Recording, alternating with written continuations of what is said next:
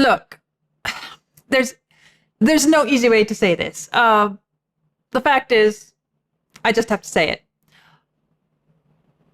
The main camera, the one I'm talking to now, this one, the one I talk to most when I'm doing a first listen, it failed us.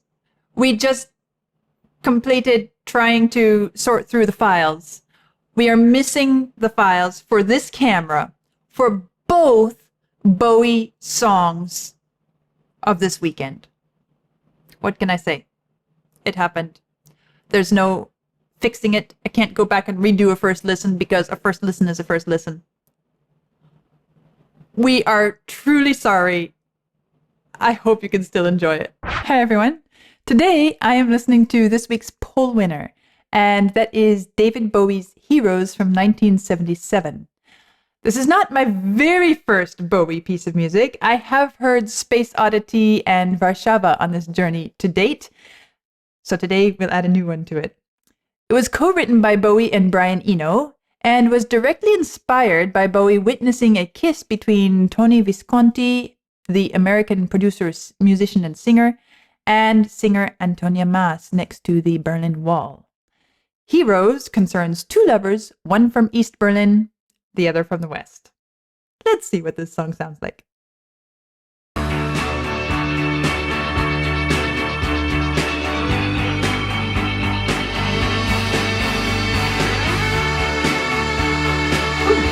I like the way that started off.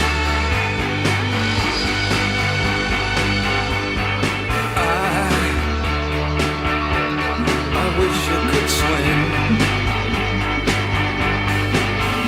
like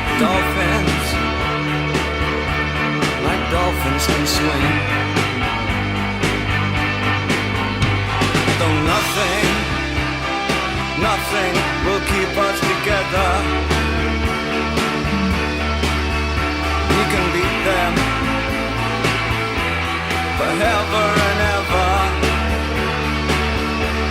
Oh, we can be heroes just for one day.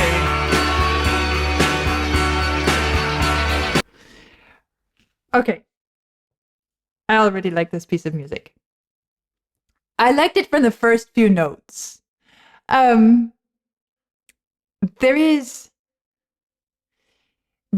a sort of emotional intensity, a slight bit of, might I say, grittiness that sets this up. And the musical motif, or riff, if you wish to call it, is quite simple, as they tend to be. But something about the choice of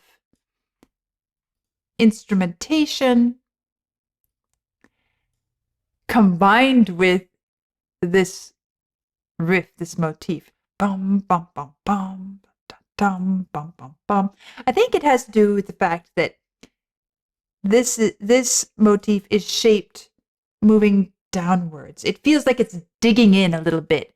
There's something, as I said, gritty or meaty. There's this quality of depth and oh, how would I say?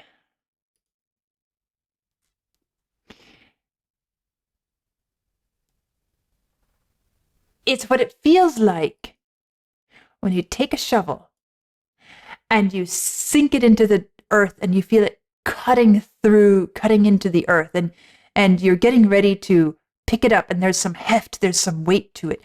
Bum, bum, bum, bum. There is that sort of quality to simply the musical setup of the piece. And then when he comes in, I wish.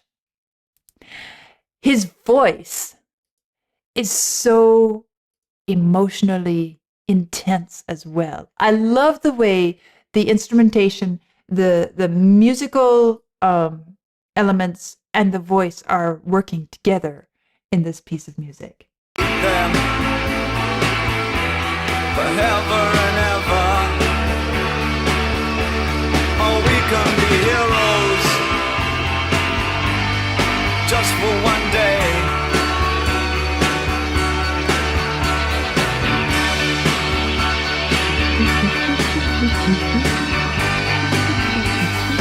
And now the strings are balancing it by reaching up. It's kind of reaching down, digging down, reaching up.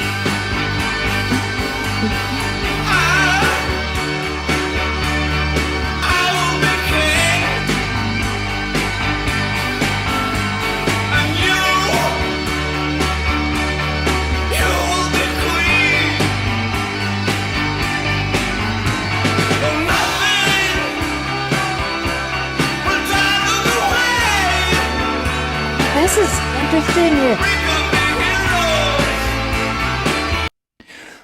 Do you notice how much this, when he changed his voice, and the piece went to this verse, I will be king and you will be queen.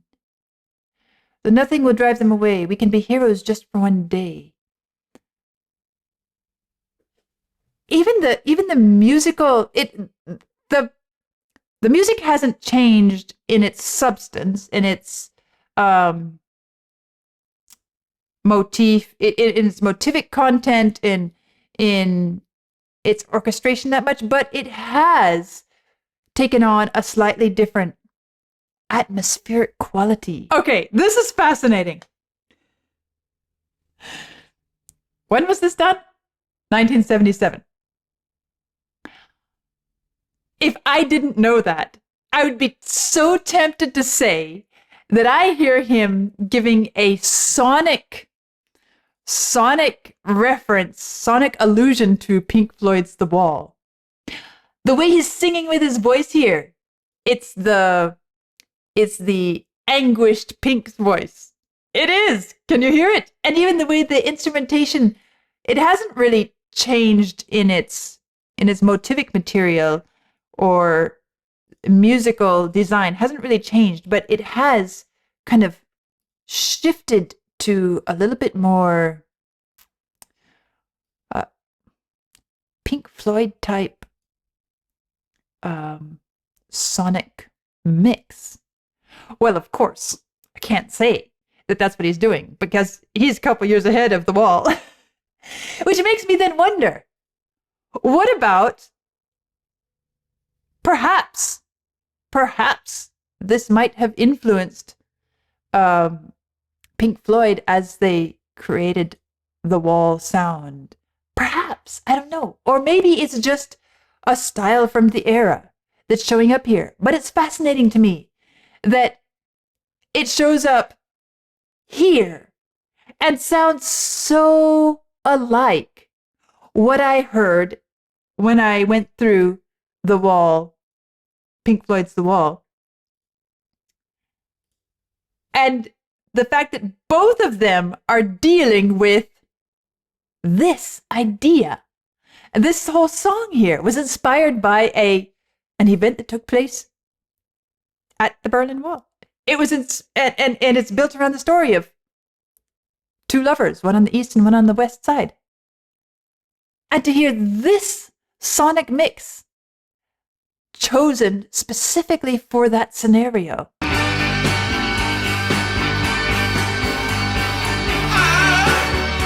That voice, anguished, being torn out.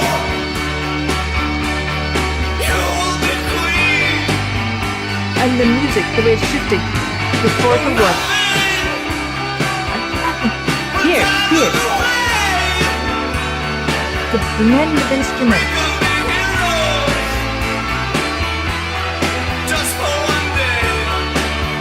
Just for one day.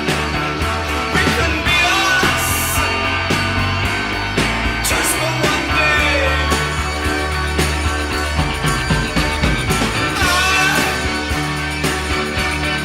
I can remember standing by the wall, and the cars. And now here, as this sonic mix is continuing, I'm telling you, it is so weird because I associate this style of voice and this style of music so strongly with The Wall because it was one of my first experiences, or perhaps my first experience with this particular style. And so it is so weird for me to hear this, knowing that this came a couple years earlier. It is a strange feeling I'm going through right now. But now I hear in this verse, there's this.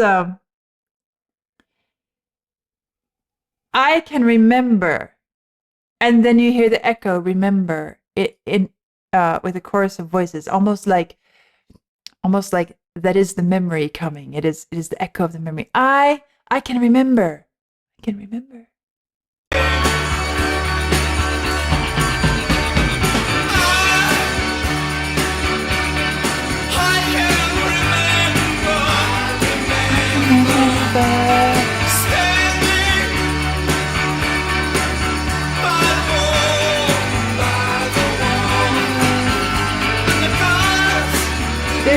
There's a sort of a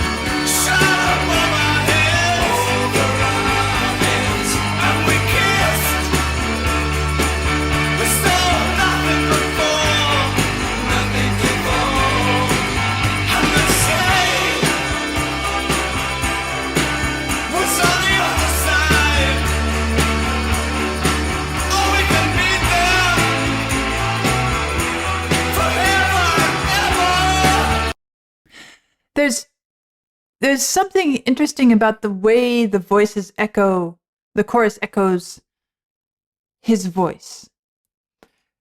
Because his voice is so pained and so agonized. And calling out, even the way this video clip is set up, in this gray mist, calling out to the darkness, as if he's on one side of the wall and he's calling to his lover on the other side, but there's no way. I mean, he's just calling into the mist because she cannot hear, right? But when this echo comes, it has a different emotional feel to it. I don't know if I would call it hopefulness. It's not as anguished, for sure. But it would be interesting to consider, to think about how does that shape and how does that develop the emotional expression of what is being said here. I don't have an immediate answer because I'm thinking of so many different possibilities. I feel like I need a little time to consider it, but I'll be thinking about it, and I would love to hear if you have any thoughts about that as well.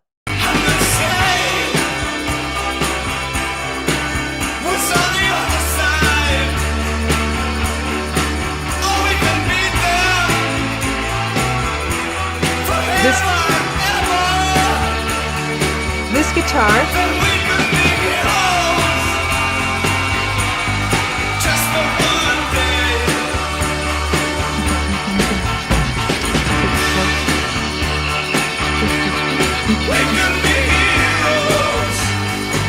Is it color stuff?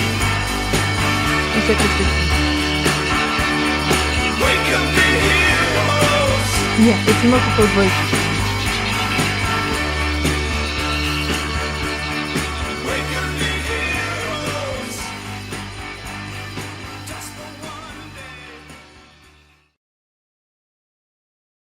That's interesting. I like the piece a lot. As I said, it grabbed me from the start. There's a very, in fact, as I'm thinking back to the other two Bowie pieces I've listened to, somehow I think this one is the one that has the strongest pull for me so far. There's this incredible emotional complexity which comes through. And I think it's because of this, of the way the instruments, I was listening towards the end there, probably guitar. It was kind of echoing, a kind of continuing expressing a similar emotional state as Bowie's voice, but maybe not quite so pained, and yet you could hear its own color of desperation. And then some of the other instruments, and of course the harmonies, are so peaceful, so calm, so warm. It creates a very complex, emotionally complex tonal color palette around which, through which we hear these words being sung. And I like that about it because it gives it this depth. It invites us to explore deeper, to explore more. And this is one of those pieces which we get to the end and we think, oh, wow, I need to hear that again. I need to hear it multiple times. I want to live in it. I want to absorb it for a little bit. Not because it's musically complex. Motivically, it's quite basic. Melodically, it's incredibly basic. Harmonically, quite simple. There's not a lot musically, technically, that is saying, oh, this is something, to really unravel. No, it's not that. It's more the coloration, the choice of instrumentation, the way it blends together, the way the voice. Imagine this without the voice. It would sound quite placid, and it would still be nice. There would still be maybe even a rather modern impressionistic feel to it. But the voice is the thing that galvanizes the entire emotional impact of the song. And at the same time, it is not only the voice that informs that impact, that shapes that impact. So it's a beautiful pairing of musical, instrumental, and vocal, emotional contribution to the piece. And that's what has me so taken in by it. And the lyrical content as well has some interesting ideas in it, interesting ways of expressing this.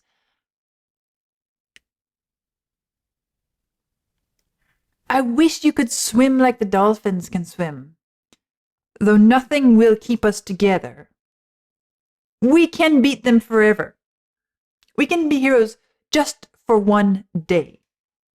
I will be king and you will be queen. This idea of it being a heroic thing, it's almost like it's alluding to some of the classic stories of lovers.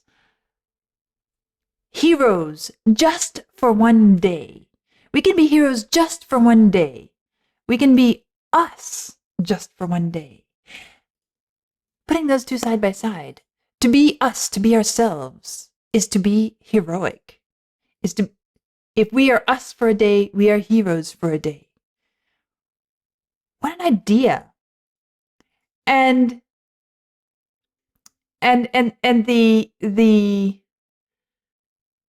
linking it to classic literature and the classic heroic stories of lovers, I can't help but thinking how this has an unspoken message of there are things in our lives out of our control that prevents us from having a heroic story. We are divided by this wall. Our lives are shaped and determined by things that we can't change. You're stuck over on one side, I'm stuck on the other. What to do? We have no way of getting together. Yes, we know there were people who tried to escape and who did escape, and many who died doing so. Is that the heroic thing? I don't know. I mean, that's not what he's saying when we can be heroes. The idea of being heroes is to be us, to be in love. I will be king and you will be queen. Though nothing will drive them away, we can be heroes just for one day. We can be us just for one day. I can remember standing by the wall and the gunshots above our heads, and we kissed as though nothing could fall, and the shame was on the other side. Then we could be heroes just for one day. I love this idea that is being brought out here, that to be us is to be heroic. To live true to ourselves, to be free, to live true to ourselves is to be free to live heroically. That's an interesting idea to explore, isn't it? And it's not the only way of living heroically, of course. It's not the only application for the hero label. But it somehow says, without saying so here, it somehow expresses the great tragedy of regimes and pressures that prevent people from being their true selves, in that those things are preventing us from seeing and experiencing and knowing heroes in our lives. I think we have to be careful not to take this idea too far, but at the same time, what a fascinating, interesting idea to explore. What is it to be free, to be true to oneself? And what does the political regime under which we live, how much does that impact whether or not people are able to live freely as heroes? Let me know your thoughts on that, because I like the idea. I like the idea of exploring that a bit, and I would love to hear what you have to say on that. So thank you all for choosing this beautiful piece of music for me. I'm looking forward to what you choose for me next week as well. This has been a lovely experience, and I'll see you soon.